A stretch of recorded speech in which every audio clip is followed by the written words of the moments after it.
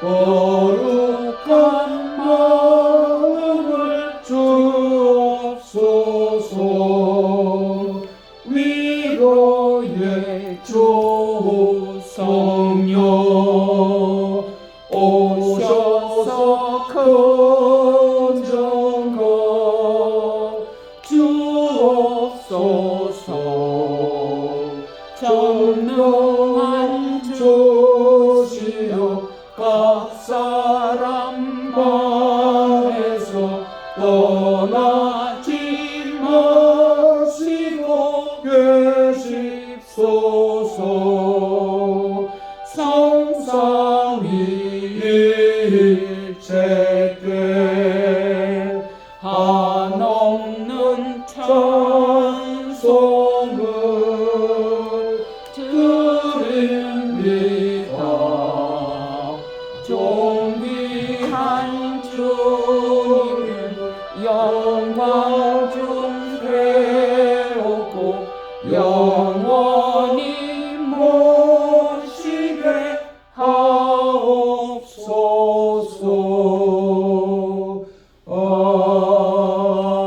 아멘. 나오셔서 기도하시겠습니다. 기도하겠습니다. 살아계신 하나님, 은혜를 감사합니다.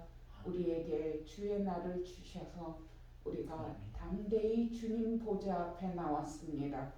우리의 모습만 보면 우리가 주 앞에 감히 나올 수 없지만 우리의 연약함을 아시고 우리의 악함을 아시고도 우리를 위한 구원의 사역을 후회치 않으시는, 그리고 우리를 위한 그 희생을 기뻐하시는 우리 주님으로 인하여 우리가 담대히 주님 보좌 앞에 나왔사오니 우리를 받아 주시옵소서. 아멘. 하나님, 참으로 우리가 생각할 때 우리는 하나님의 구원을 받을 만한 자격이 없었습니다. 그럼에도 우리 주님, 우리를 기뻐하시고 우리를 사랑하시고 우리를 위하여 죽어주셔서 주의 백성이라고 부르시고 죄 없다 하시고 우리로 하여금 영원한 기업을 후사로 받을 수 있게 하여 주시니 감사를 드립니다. 하나님, 우리가 참으로 지금의 삶 속에서, 특별히 코로나 속에서 우리 마음 속에, 우리의 삶 속에 기쁨과 감사가 적었던 것을 회개합니다. 하나님, 돌아볼 때 주님이 참으로 우리에게 베푸신 그 구원의 은혜가 크고 그 크신 은혜로 인한 감사가 우리 마음에 있게 하여 주시고 우리에게 주신 수많은 복들을 뒤돌아보며 세어보며 감사하고 그 은혜에 감격하는 삶이 우리에게 있게 하여 주시옵소서. 그리하여 우리의 삶에 모든 것이 감사요 또 기쁨이 넘치는 찬양과 우리 삶 속에 감격이 있게 하여 주시옵소서.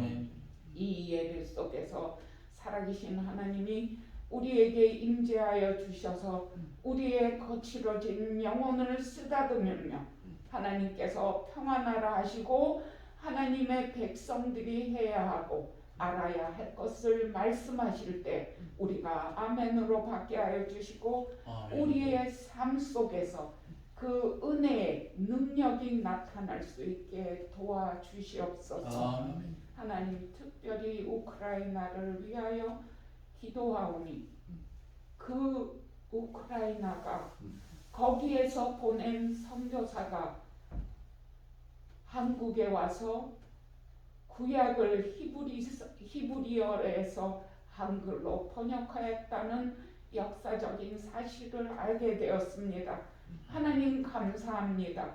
그 나라에서 보낸 선교사의 희생과 수고와 헌신이 있어서 이 나라의 복음이 또 널리 전파되었사오니 하나님, 지금 그 나라가 어렵고 힘든 속에 우리가 그 나라를 위한 기도를 합니다.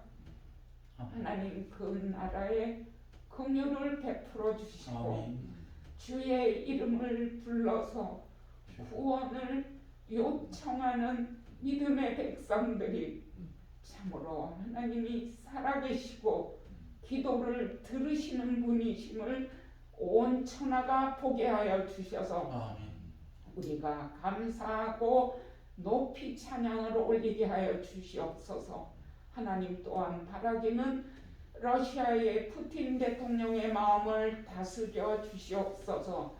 그가 하나님을 안다고 하지만 자기가 러시아를 지배하는 것이 아니고 자기 위에 참된 권위의 주인이시고 역사의 주인이신 살아계신 하나님이 있는 것을 알고 겸허하게 엎드리게 하여 주시옵소서. 남의 나라를 침범하고 남의 목숨을 함부로 뺏는 일을 멈추게 하여 주시고 그가 잘못한 것을 돌이키고 회개할 때 러시아에도 평안을 주시고 이 땅에도 평안을 주시고 무엇보다도 우크라이나에 회복하시고 구원하여 주시는 하나님의 이름이 높이 전파되게 하여 주시기를 원합니다. 하나님 또한 우리나라를 위하여 기도합니다. 새로운 지도자를 세우셨사오니 그에게 솔로몬과 같은 마음을 주시옵소서.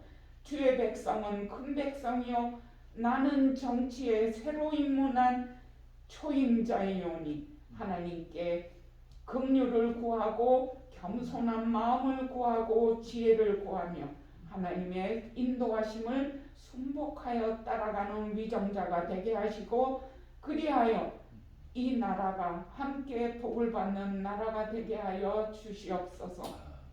하나님 지금도 많은 주의 선교사들이 알지 못하는 곳까지 나가서 주의 복음을 전하오니 그들을 위로하여 주시고 그들에게 권능으로 임하소서. 그들의 무릎이 떨리지 않게 하여 주시고 그들의 목소리가 잦아들지 않게 하여 주셔서 살아계신 하나님을 크게 전파하게 도와주시옵소서. 하나님 우리 권속들을 위하여 기도하오니 다시 항암 주사를 맞고 하나님의 은혜를 구하는 간주자를 위로하여 주시고 우리의 권속들 중에 몸이 약하여 병이 들어 또 자녀들이 시험에 들어 또 건강이 좋지 못하여 또 사업에 어려움을 당하여 하나님께 도움을 구하는 주의 백성들을 하나님이 긍휼히 여겨주시고 주의 이름을 부르는 자의 그 삶과 인생에 흡족함이 있게 하여 주시옵소서.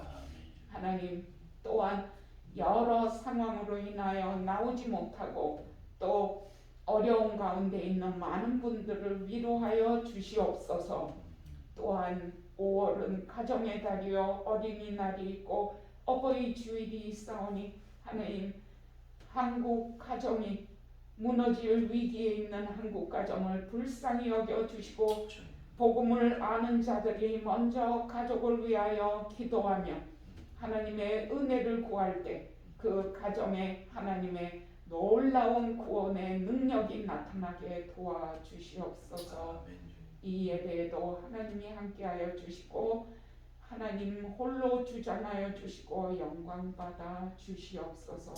모든 것을 우리에게 가장 좋은 것 주시기 기뻐하시는 우리 주님 예수님의 이름으로 감사 기도하옵나이다. 아멘. 찬송가 9장 찬송.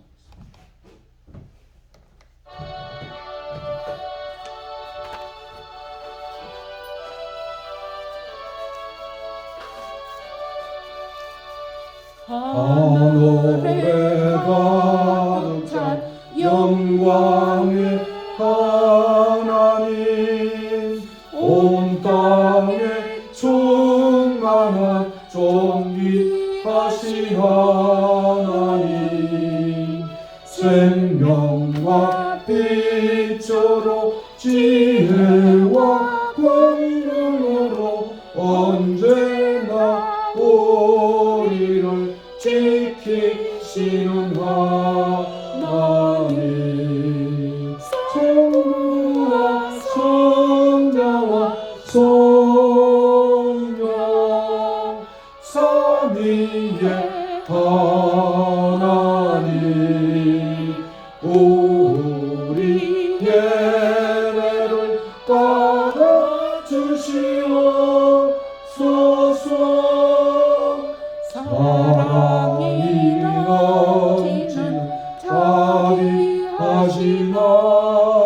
하나님 은혜가 풍성한 구원의 하나님 참회의 심령의 평안을 주시옵고 죄악과 허물을 용서하여 주소서 찬송과 영광과 생명 구원의 하나님 우리 예배를 받아주시옵소서 연약한 심령을 굳게 세워주시고 우둔한 마음을 지혜롭게 하시고 주의 뜻 받도록 참되게 살아가며 주 말씀 따라서 용감하게 하소서 능과 지혜와 사랑 은혜의 하나님 우리 예배를 받아주시옵소서 주 앞에 나올 때 우리 마음 그 말씀 위내어 새 희망이 솟는다 고난도 슬픔도 이기게 하시옵고 영원에 잇대어 살아가게 하소서 우리의 자랑과 기뻐 생명의 하나님 우리 예배를 받아주시옵소서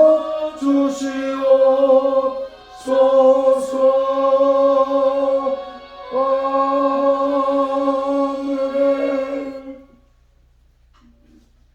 하나님 말씀 마가복음 2장 23절에서부터 28절 말씀 함께 합독하겠습니다.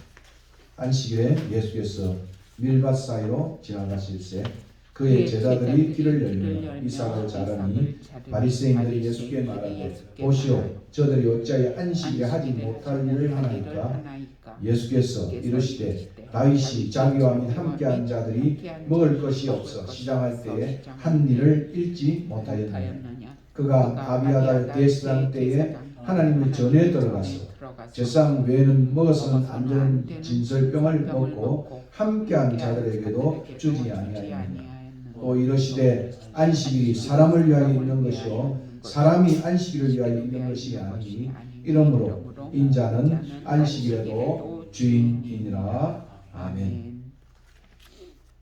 오늘은 안식일 논쟁을 살피겠습니다. 제목은 복주사 거룩하게 하신 날.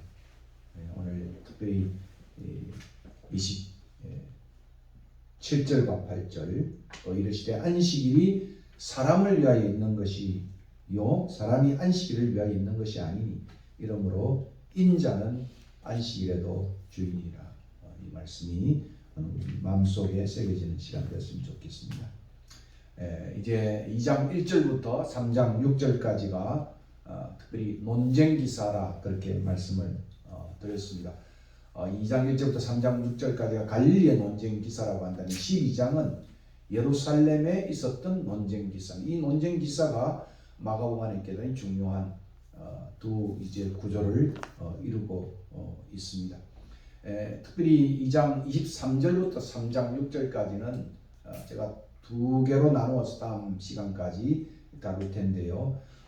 여기에 이제 안식일에 대한 언급이 7번이나 나오고 있습니다. 둘 다가 다 안식일에 대한 논쟁의 기사입니다. 오늘 안식일에 이제 길을 가시면서 그 밀밭 사이로 가시면서 그 이삭을 손으로 따서 오늘 이 본문에는 그냥 이삭을 자른다 이렇게 표현되어 있지만 마태나 누가복음 6장, 마태복음 12장 1절 읽어보면 이삭을 잘라서 손으로 따서 비벼 먹는다라고 하는 말로 표현을 하고 있습니다. 그래야 해서 이것이 안식일 논쟁이 되어졌습니다. 다시 말하면 바리새인 눈에는 밀밭 사이로 다니는 안식일에 다니는 것도 유행하는 일이었고 또 이삭을 오늘 본문에 이렇게 손으로 따는 것을 추수하는 일로 여기면서 논쟁의 촉발이 되어졌습니다. 3장 1절과 6절은 안식일에 손마른 자를 고침으로 인해서 논쟁이 이제는 더 격화되어져서 드디어 3장 6절에 헤롯 땅과 결탁하여서 예수를 죽이고자 하는 음모가 예수님의 이 초기 사역 속에 이 그림자로 드리어지고 있습니다. 마가의 어도는 순환받는 이 종으로서 오신 그리스도를 가장 많이 마가가 드러냈기 때문에 갈릴리 사역부터 이 순환의 그림자가 이 논쟁 속에 그렇게 나아가고 있는 모습을 우리가 보게 됩니다. 제가 말씀드린 것처럼 이 두 안식일 논쟁에서 7번이나 언급을 하고 있습니다. 마가복음에서는 이 안식일 논쟁이 총 11번 언급이 되고 있는데 특별히 1장 21절에 또 6장 2절에 두 번을 제외하고는 모두 이 단락 2장 1절부터 3장 6절까지 집중이 되어 있고 그 중에 이제 이 단락에 7번이나 집중이 되어져 있습니다. 오늘 본문을 읽어보면 오늘 23절부터 28절까지는 그 중에 7번 중에 5번이 언급이 되고 있습니다. 이 2장 23절과 28절은 새로운 시간, 그것도 안식일에 또 새로운 장소죠. 밀밭 사이로 이렇게 시간과 장소를 언급함으로써 시작됩니다. 특별히 유대인들의 농경사의 일터인 밀밭의 장소는 안식일을 지켜야 하는 그러한 장소로 그렇게 생각될 수가 있습니다. 그러면 독자들에게 대단히 이 일터인 밀밭 사이로 지났다는 것은 대단히 의아한 그런 모습이 아닐 수 없는 것입니다. 물론 일터인 밀밭을 안식일에 지나가는 것 자체가 바리새인들에게는 충격적일 수 있습니다. 우리 옛날에도 보면 제가 이제 고신에 몸담고 있는 사람인데 의자를 들고 여기서부터 저쪽으로 옮겼다 그래가 그 일이라 그래가지고 수찬 정지를 당했던 아주 정말 그 보수의 그 아주 교단이라고 하는 그런 일들이 있어 왔습니다. 오늘 제가 이 안식에 대한 여러 규정들을 좀 살피면서 오늘 본문의 의미가 무엇인지를 다시 한번 새겨보려고 합니다. 그러므로 밀밭에 이 밀밭 사이로 안식일에 지나간 것 이것이 그들에게 문제가 되어졌고 또 바리새인 눈에는 또 이 밀이삭을 손으로 따서 먹는 행위 또는 따는 그 행위 자체가 또 추수하는 일로 여겨졌기 때문에 상당히 비평의 발단이 되어졌습니다. 오늘 본문에 나와 있지 않지만 제가 마태복음 12장 1절과 또 마가복음 6장 1절에 제자들이 이 밀밭 사이로 지나면서 아마 배가 대단히 고팠던 것 같아요. 이삭을 손으로 따 비벼 먹었다. 오늘 본문에 없지만 오늘 본문은 추수하는 일을 더 강조했겠죠. 그러니까 밀밭을 땄다는 이것이 리핑, 추수하는 일로 규정되었던 거기에 강조점을 두었지 뭐 오늘 주석가들은 먹진 않았다 이렇게 표현하는데 그러나 마태와 누가는 비벼 먹었다. 오늘도 진설병에 대한 이야기를 보면 그러한 것으로 추정이 되게 되어 있습니다. 여러분이 아시는 점들을 조금 더 확대해서 논쟁의 안식일 규례를 살펴볼 필요가 있습니다. 우리 안식일 이것은 대단히 중요한 유대 백성의 정체성에 해당하는 그런 내용입니다. 어떤 사람은 이 안식일을 시간의 성소다, 장소의 성소가 있다는 게 예루살렘이잖아요. 시간의 성소는 바로 안식일입니다. 이 규례는 엿새 동안은 힘써 모든 일을 행하고 출애굽기 20장 9절이죠. 제7일에는 거룩하게 아무 일도 하지 않고 안식할 것을 명한 하나님의 계명입니다. 그럼 놀랍게도 여러분 십계명을 보면 이 네 번째 안식일 준수의 계명이 제일 길게 서술되어 있습니다. 부모 공경도 3절 되어 있다고 한다면 이 안식일의 계명은 4절이나 언급을 하면서 가장 긴 계명으로 하나님의 은혜로운 선택과 구속에 기초되어진, 다시 말하면 출애굽의 그 은혜로운 하나님의 구속적 사역에 기초되어져서 지금 시행되어진 율법이다 이렇게 말할 수 있습니다.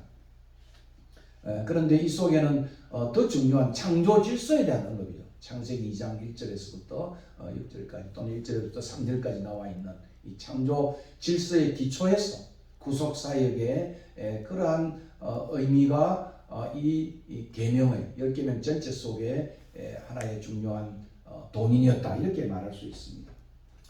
여러분 안식일 준수는 유대인의 유독한 신분의 표징이었습니다.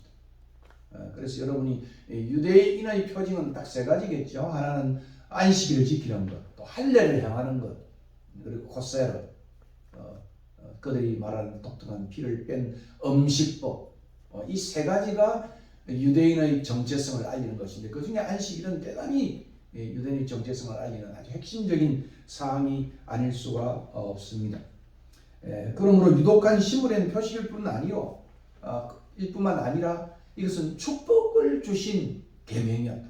축복의 계명이었다 하는 것을 우리가 봅니다. 에스겔서 2장 12절에도 이것을 축복으로 제정했다. 그리고 짐지기 위해서 안식일에 자유롭게 다녀야 되는데 왜 짐을 주느냐 아니고 축복을 명했다는 것을 우리가 특별히 기억을 해야 할 것입니다.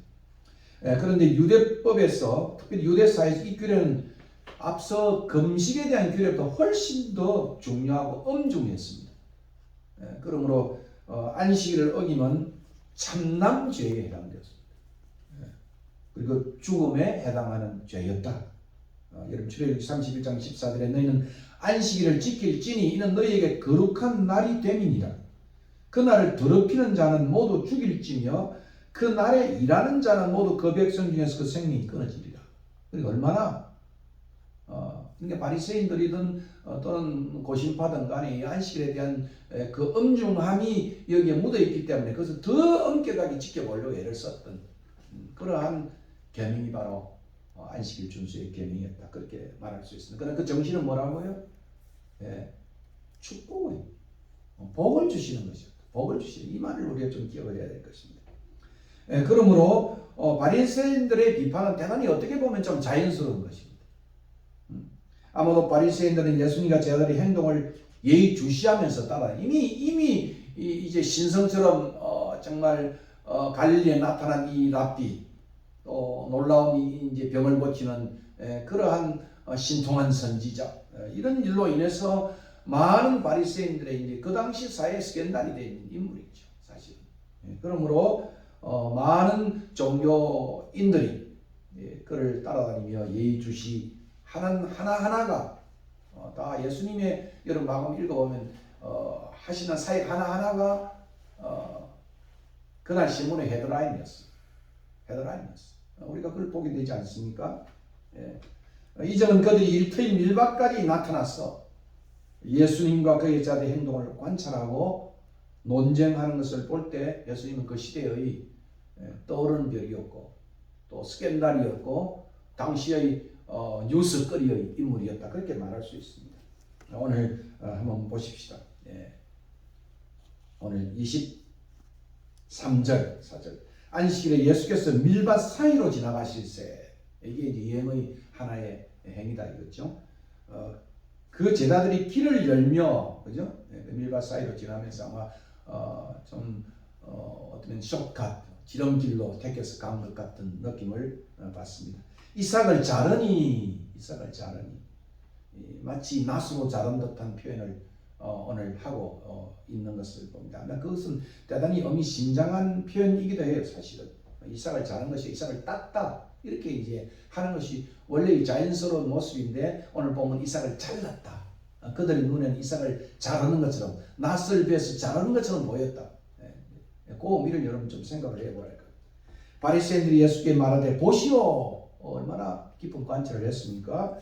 그리고 저희들의 눈에는 이 밀이삭을 자르는 듯한, 다시 말하면 추수하는 듯한 행위를 가지고 있었다. 그래서 어찌하여 안식일에 하지 못할 일을 하나이까? 과연 안식일에 하지 못할 일이 무엇입니까? 예수님 당시 랍비들은 안식일에 금지된 일의 조항들을 39가지로 구체화시켰습니다. 할라카라 그래가지고.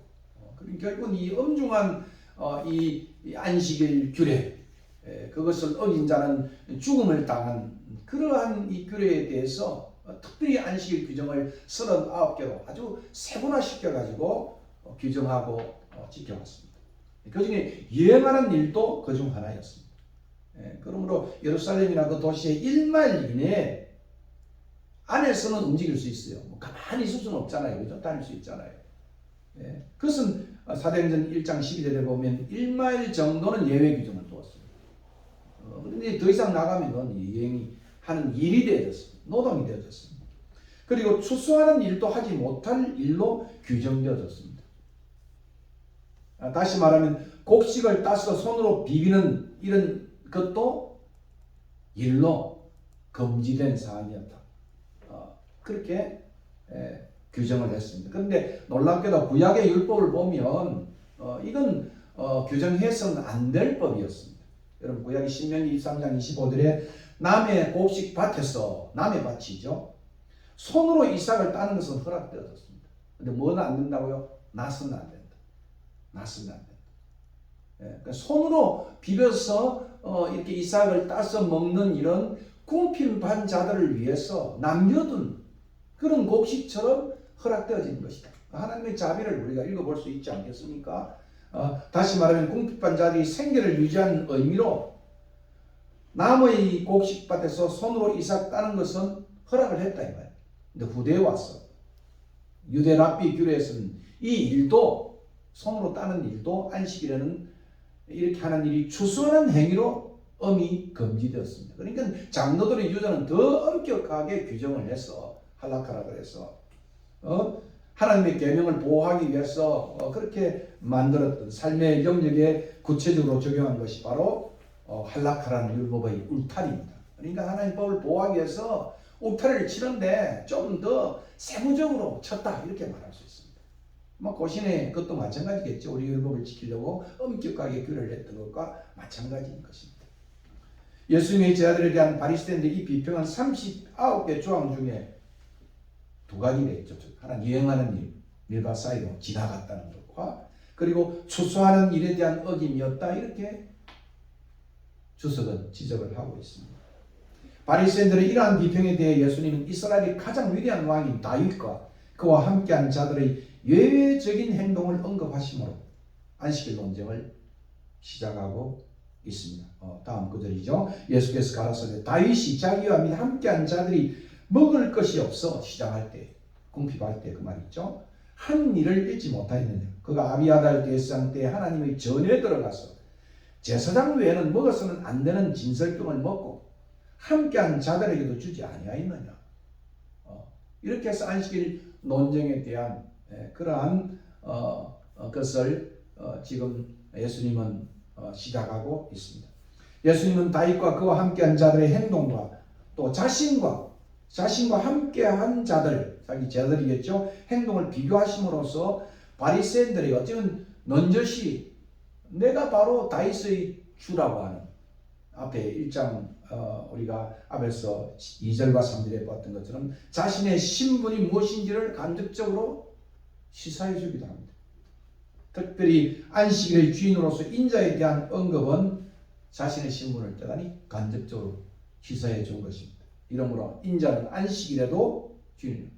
안식일조차 예수님 주인입니다. 생명의 주인이다 하는 그런 의미를 나라의 주인이다 그렇게도 말할 수 있는 것입니다. 이 다윗의 예는 사무엘상 21장 1절과 6절에 기술되어 있습니다. 여기 언급된 진설병은 여러분 잘 아시죠? 하나님의 성소 또는 성전에 거룩한 상에 진설되어진 떡을 말합니다. 이 떡은 안식이 시작되면 새로운 떡으로 교환되어져서 이전의 떡은 제사장들만 거룩한 곳에서 먹을 수 있었습니다. 하나님의 진설을 하고 그리고 새로운 떡이 이제 안식이 되면 바뀌어지는 것입니다. 예. 그런데 예수님 말씀대로 이 사무엘상 21장 1절 6절을 보면 다윗과 그의 부하들이 아사 직전에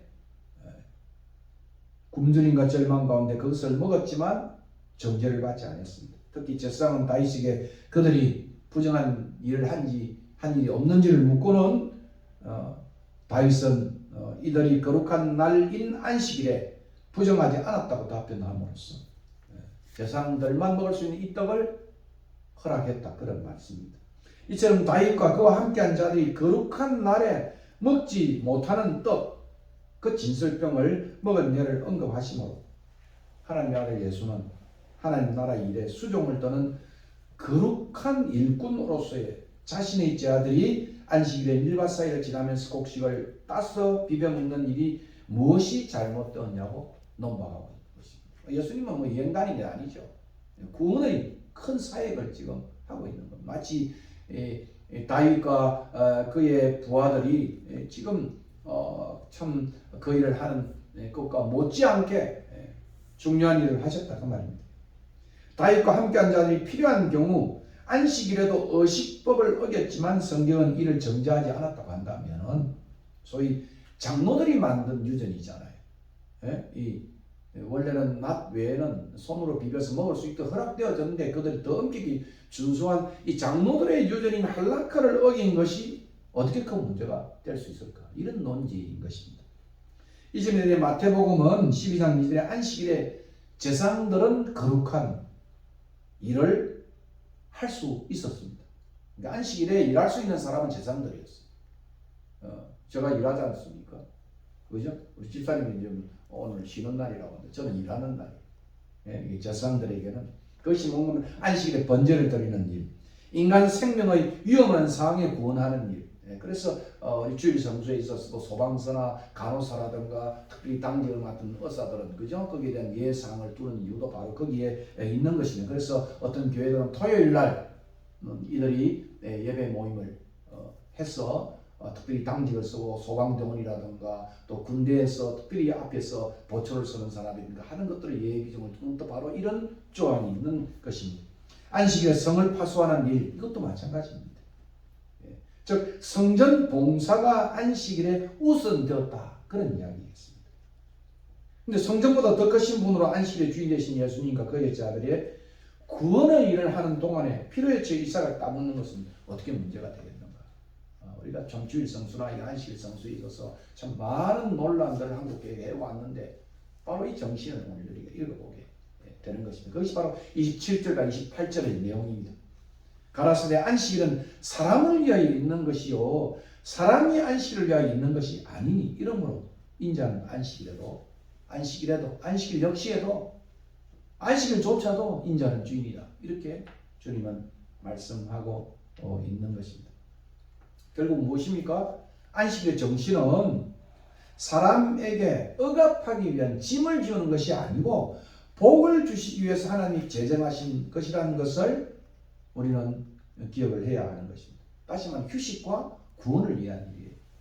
이것이 창조 질서에서 나타난 창세기 2장 1절과 3절에 나타난 제일 중요한 그러한 동기인 거죠. 다시 말하면 영적, 전신적, 육체적, 사회적 회복으로 주어졌다 그 말입니다. 다시 말하면 안식일의 의도는 뭐라고요?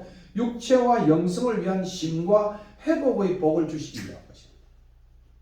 그런데 장로들은 그죠? 더 엄격하게 이 죽음에 해당하는 그런 것이 더 엄격하게 그 울타리에다가 마치 여러분 어떤 울타리를 보면 그죠? 막 철조망을 쳐가지고 막 못 들어오게 하지 않습니까? 완전히 장로들의 유전은 철조망을 쳐서 도대체 거기다 움직이도 못하게 했던 그런 것이 장로들의 유전인 할라카였다 이렇게 생각을 합니다.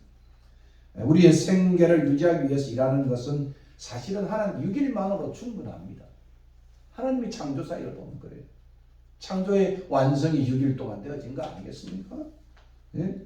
하나님은 이게 6일 동안 일하시고 이 일에 되는 날에 쉬셨다는 것은 하나님의 이 놀라운 창조사역의 모습을 보여준 것뿐 아니고 이것이 모범이 되어서 우리의 삶에 있어서도 중요한 한 교훈을 던져주는 것입니다.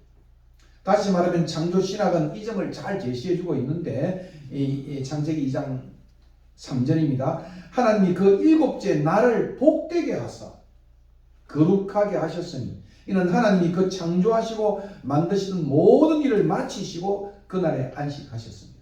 6일만으로 일의 완성, 창조의 완성, 생계의 완성 가능하다. 그것을 보여준 것입니다. 더 이상 일하는 것은 탐심입니다. 탐심이에요. 육체에 대한 폭정인 것입니다. 안식일 준수에 대한 우리의 무관심과 어김은 마치 광야에서 만나와 메추라기를 주었는데 그날도 그죠? 주일날도 그냥 가서 그걸 했던 사람들은 굉장히 어려움을 당했던 것을 보여주는 것은 바로 이 안식일에 쉬어야 할 날에 하나님이 그렇게 쉬도록 음식을 제공하고 만나와 메추를 제공했는데 그것을 어김으로 인해서 그것이 다 썩어 버리면서 하나님 앞에 정말 지적을 받았던 사건을 우리 출애굽 기사를 통해서 알게 됩니다. 교회가 너무 불쌍한 사람들 정말 일일이 살피는 것이 아니지 않느냐, 약자를 그런 생각을 하면서 교회는 너무 법에 엄격하다 이렇게 말할 수 있는지 모르겠습니다만 하나님이 만드신 이 창조의 질서는 창조의 유지는 6일만으로도 충분히 생계가 유지될 수 있도록 만들어졌다. 아까 앞에서 말한 것처럼 그죠? 정말 성실하게 열심히 6일 동안 일한다고 한다면 그런 의미가 포함되어져 있는 것입니다. 결국 탐심이 죄를 낳고 죄가 사망을 낳는 것입니다. 또는 약을 사고 좋은 치료를 받을 수 있는지는 몰라도 건강을 살 수는 없다 하는 말을 우리가 잘 알고 있습니다. 열심히 일한다면 6일만으로도 충분한 것입니다. 그러므로 안식일은 6일간의 수고로부터 해방되는 은혜로우신 하나님의 복된 선물이다. 인식의 전환이죠. 인식의 전환만이 아니고 실제 그것이 하나님의 규례인 것입니다. 그러므로 안식일은 이 하나님의 복된 선물인 것을 기억을 해야 돼요. 쉼은 돈보다 더 중요합니다. 쉼을 잃어버림으로 안식을 잃어버림으로 건강을 모두 잃어버리는 예는 충분히 많습니다. 어느 분이 그런 말을 가장 좋은 치유는 몸과 마음이 함께 쉬는 것이다. 몸과 마음이 함께 쉬는 것. 충분한 휴식과 그래서 요즘은 휴가가 아니고 휴식이다. 돌아다니면 더 피곤하지 않습니다. 휴식. 그리고 좋은 숙면은 건강의 지름길. 최근에 휴식은 요즘은 멍 때리는 휴식이다 그러지 않습니까? 멍 때리는 휴식. 예? 격하게 아무것도 하지 않는 휴식을 요즘 사람들은 추구하려고 하는 것입니다. 그래서 요즘 멍 때립니다. 그렇게 표현을 하는 것이죠. 물론 좋은 밥상과 운동 또한 건강에 더없이 중요하지만 그러나 더 중요한 것은 영적인 휴식과 영적 건강은 그중 제일 중요한 일입니다. 그것이 바로 안식일을 복되게 하셔서 거룩하게 하십니다. 거룩하게 하십니다. 오늘 이것이 굉장히 너무 한 극단으로 갔던 것에 대해서 오늘 신자는 너무 또 부러졌어. 돈벌이의 혈안이 되어져 있는 그런 것을 위해서 자기 건강을 해치고 영적인 삶을 해쳐가는 이러한 악순환을 오늘 많은 성도들이 해가는 것을 봅니다. 참 우리 순례자의 집도 참 깊이 생각해 볼 그러한 내용이 아닐 수 없는 것입니다. 한번 이런 건강은 회복하기에 많은 시간이 걸리고 어쩌면 회복 불능의 상태로 나아갈 수가 있는 것입니다. 안식일을 복 주시고 거룩하게 하셨다 하는 이 하나님의 말씀의 의미를 다시 한번 우리 교회는 신자는 깊이 묵상할 때가 바로 지금이 때다. 특별히 코비 이후에 바로 이것은 깊이 묵상해 볼 의미가 있다 이렇게 생각합니다. 그럼 누구를 위한 복입니까? 목사를 위한 복이에요? 교회를 위한 복이에요? 예? 누구를 위한 거룩함입니까? 예? 오늘 본문을 통해서 우리가 다시 생각해 봐요. 쉼없이 빨리빨리 높게만 추구하는 인생은 파멸의 고속도로를 달리는 것 같습니다. 영화에 보면 분노의 질주, 그죠? 정의를 위한 질주, 그런 영화겠지만 정말 파멸의 고속도로를 달리는 것 같습니다. 예. 제가 언젠가 읽었던 뉴욕만이라고 하는 책을 지금 아까도 제가 들고 있습니다. 2011년에 책이 나왔는데 곡선이 이긴다. 곡선이 이긴다. 곡선이 이긴다. 이 자신의 책에서 자신 2007년 4월 11일 밤 12시 50분 수서고속도로에서 성공의 앞만 바라보고 쉼없이 일하기 위해 달리다 삶이 급정거했던 사건을 그는 만납니다. 그는 이 책에서 이렇게 이야기합니다. 그 일로 인해 그는 삶의 속도 조절계를 가지고 곡선의 삶을 살게 되어졌다. 직선으로 그냥 빨리빨리 그냥 아주 직진하는 삶. 거기에 하나의 빨간불이 켜졌다. 급증거하게 되어졌다. 이제는 자기 인생의 속도 조절기를 따라서 이제는 곡선이 이긴다는 그러한 이 새로운 인사이트를, 인생의 그러한 통찰을 그런 이 사고 속에서 발견하게 되었다. 이렇게 말하고 있습니다. 삶을 음미하고 누리는 법을 그는 시인 타고로의 말에서부터 이 책을 출발하고 있습니다. 어리석은 사람은 서두르고 영리한 사람은 기다리지만은 현명한 사람은 정원으로 간다. 정원으로 간다. 다시 말하면 사색의 삶이 산책의 삶과 더불어서 얼마나 중요한 것인가를 그는 이제는 그동안 노동자의 눈으로 성공하는 사람의 눈으로 인생을 봤던 것을 시인의 눈으로 이제는 보기 시작했다. 우리 철거와 시인하시는 우리 김 집사님, 그죠? 참 제목 잘 좋았어요. 이 곡선이 이긴다 보면 이제는 그 인생을 시인의 눈으로 바라보기 시작했다.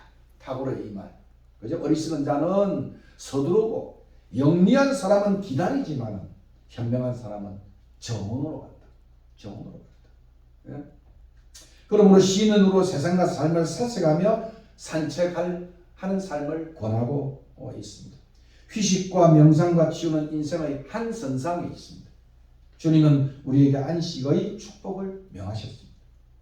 순례자의 집, 우리 권속들은 주님의 날, Day of Lord, 주의 날이겠죠? 주일이겠죠?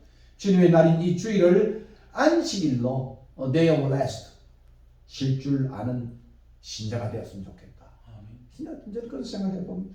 저는 오늘 마치고 제가 저러 가려고 생각해요. 김사님과 제 차를 타고 우리 전원호 작가 사무실로 같이 갔어.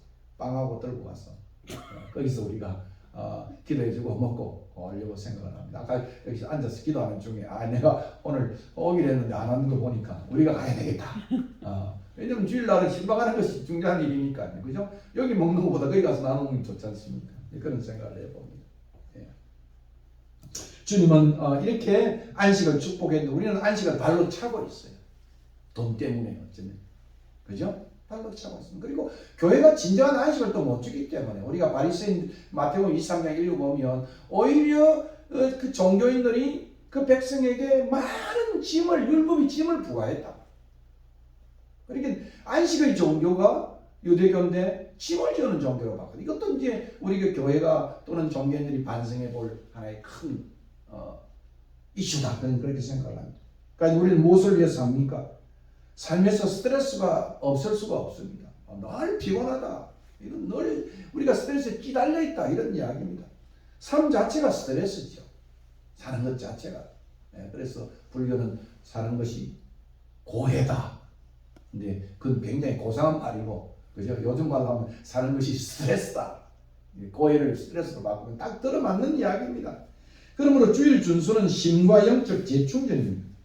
순례자의 집은 이를 목표로 하여 세워진 공간이고 저는 공동체라고 생각합니다. 제가 이 말씀을 준비하면서 내가 그래도 제목 초점은 잘 했는구나 그런 생각을 하면서 설교 말씀을 준비를 했습니다. 이곳에 와서 이 집이 기도하는 집이 되고, 그래서 앞으로는 계속해서 기도하는 시간들을 늘려가려고 생각을 하고 있습니다.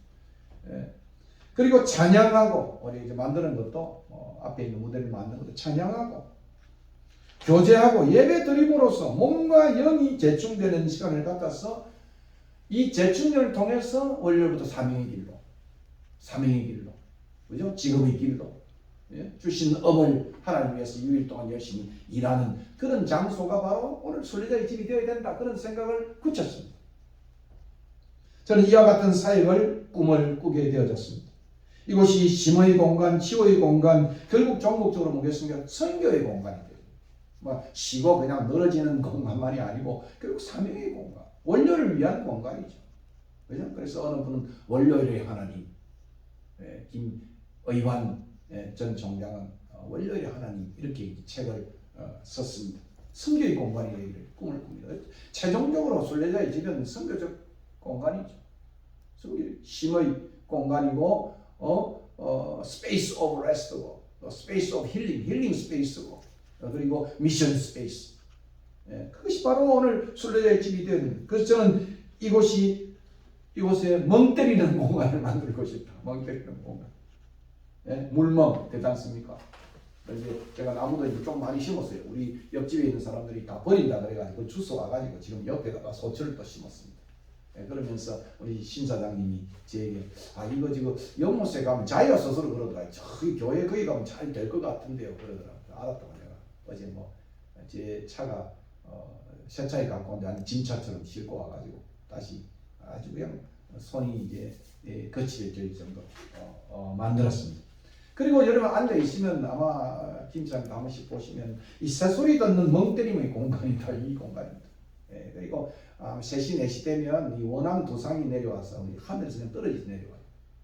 그리고 제두루미가 오고 또 이상하게 아주 그 이름도 잘 모르는 그런 빡새 같은 희한한 새들이 와 제재거리는 그런 공간이 바로 이런 공간입니다. 물론 차소리도 들리지만, 저는 이곳을 그와 같은 공간을 만들기에 나무를 심고 연못을 가꾸기 위해서 25년까지 내가 투자했어요.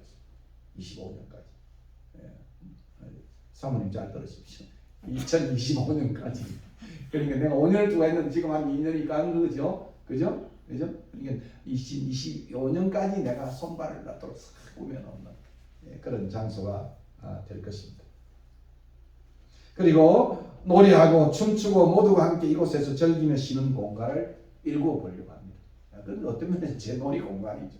매일 두고 놀이 공간이고 모든 사람들의 쉬는 공간이 되기를 원한다, 그 말입니다. 이것이 나의 주어진 남은 사역입니다. 말씀과 기도와 찬양과 신과 치유가 있는 곳, 그리고 또 나가 예술이 있는 곳, 이것이 순례자의 집이고 나의 미친 세상 만들기. 미치는 한자로 썼습니다. 여기에 아름답고 친밀한 세상 만들기. 이게 제 꿈입니다. 예수님은 참다운 안식일의 완성자로 이 땅에 오셨습니다.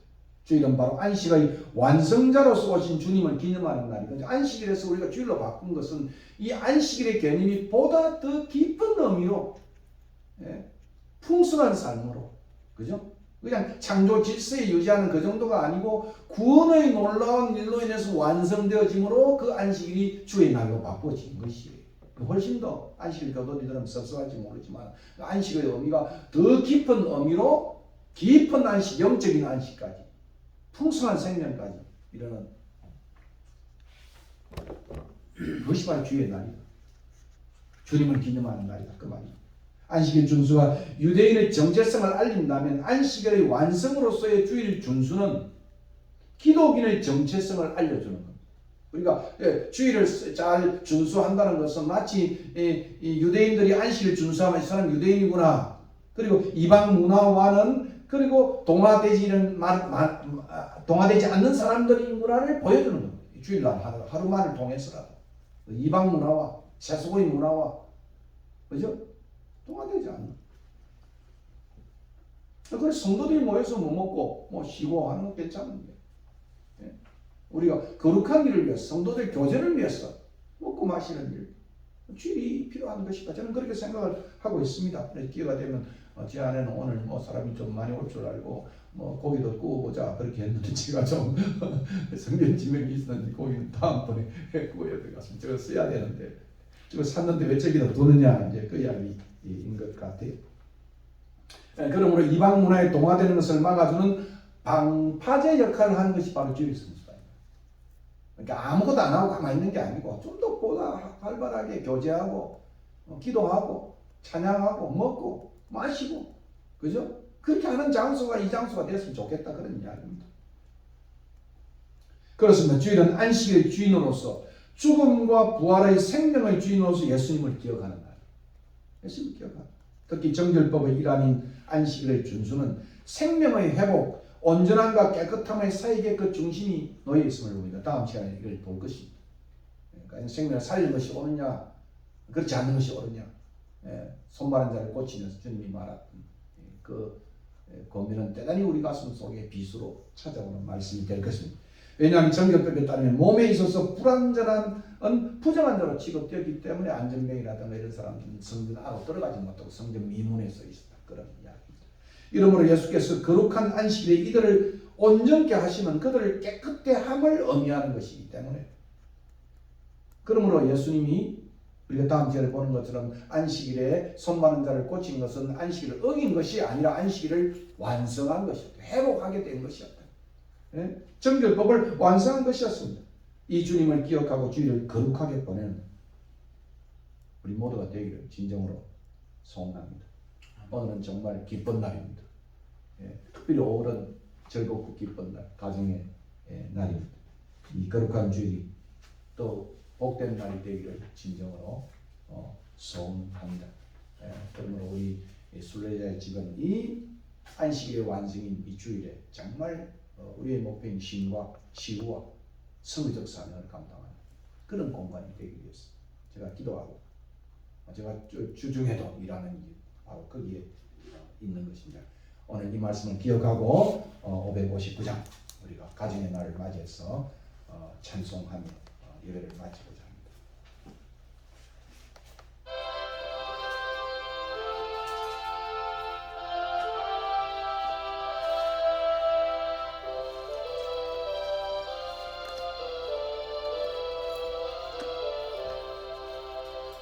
사철의 봄바람 불어있고 하나님 아버지 모셨으니 믿음의 반석도 든든하다. 우리 집 즐거운 동산이라. 보라 임마누엘 예수만 섬기는 우리 집. 보라 임마누엘 복되고 즐거운 하루하루. 아버지 우리를 고이시고 동기들 사랑에 뭉쳐있고 기쁨과 서름도 같이하니 한간의 초가도 천국이라. 고마워라 임마누엘 예수만 섬기는 우리 집. 고마워라 임마누엘 복되고 즐거운 하루하루. 아침과 저녁에 수고하여 다같이 일하는 온 식구가 한 쌍에 둘러서 먹고 마셔. 여기가 우리의 낙원이라. 고마워라 임마누엘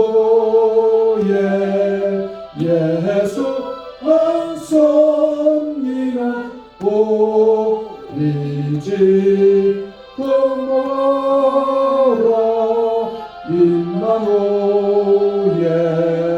복되고 즐거운 하루하루.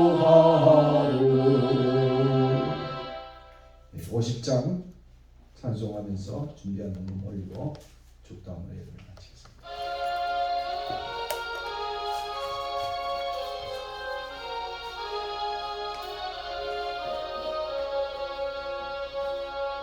내게 있는 모든 것을 아낌없이 드리네. 사랑하고 의지하며 주만 따라 살리라. 주께 드리네. 주께 드리네. 사랑하는 구주 앞에 모두 드리네. 아멘. 기도하겠습니다. 고마우신 하나님, 저번 물질 주님 앞에 올려드렸습니다. 이 물질 참으로 이 공간이 쉬고 치유하고 또 성교적 사명을 감당하는 공간 될 수 있도록 우리를 축복하여 주시옵소서. 우리를 복 주시고 거룩하게 하기 위하여 이 날을 주셨사오니 하나님이 다시 한번 우리가 주의를 가슴에 기억하고 참으로 우리가 이방의 문화에 물들지 아니하고 하나님만을 기억하면서 이 땅에 참으로 아름다운 하나님의 백성으로 살아나가는 우리 모두가 될 수 있도록 은혜를 베풀어 주시옵소서. 건강이 필요한 자들에게 건강을 주시고 물질이 필요한 자들에게 물질을 주시되 6일 동안 열심히 깐건하게 일할 때마다 하나님의 돌보심을 경험할 수 있는 주의 종들이 다 될 수 있도록 은혜 내려 주시옵소서. 흩어진 모든 우리의 권수 어디 있든지 간에 주의 사랑으로 주님 품어주시고 이 거룩한 주의를 잘 준수하여 진정한 신과 치유와 그리고 아름다운 복음 전파의 사명을 풍성한 생명의 사명을 감당하는 권속들에게 인도하여 주시옵소서. 이제는 우리 주 예수 그리스도의 은혜와 그 아들을 아낌없이 보내신 하나님의 크신 사랑과 성령이 교통하시니 다시 한번 복 주시며 즐거워하며 그리고 거룩한 날로 삼으신 이 날을 다시 한번 우리가 마음에 새기고 주님 앞에 참으로 아름다운 인생으로 참으로 올려드리는 삶이 되도록 주님께서 오늘도 영원토록 이제부터 함께 있을지어다. 아멘. 감사합니다.